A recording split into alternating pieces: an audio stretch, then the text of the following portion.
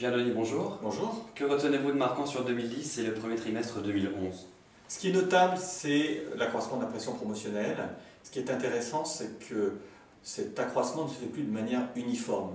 Les enseignes font des choix sur les rayons, font des choix entre marques nationales et MDD, font des choix des investissements sur le terrain, dans les médias, dans le hors-média.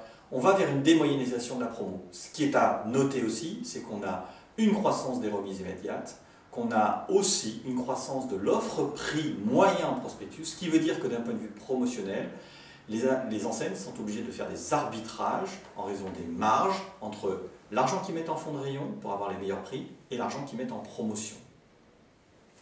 Et donc, comment voyez-vous la situation promotionnelle en 2012? Probablement toujours aussi complexe. On a un taux de duplication qui est resté stable, qui est de 1,6. Donc ça va continuer à être complexe.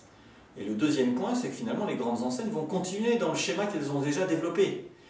Là où il y a un vrai débat, où il y a un vrai intérêt, c'est de savoir comment on peut obtenir de l'efficacité promotionnelle. C'est le seul terrain qu'il peut y avoir en commun entre les enseignes et les industriels. C'est qu'est-ce que ça me rapporte, où est-ce que je perds. Enfin, ce qui sera très intéressant pour 2011 et 2012, c'est de voir comment vont vivre les animations commerciales qui ont été lancées, type par Intermarché ou par Auchan, qui font feu de tout bois et qui préfigurent assez bien ce qui va se passer à l'avenir, c'est-à-dire une communication promotionnelle multicanaux qui va toutes converger vers le client final.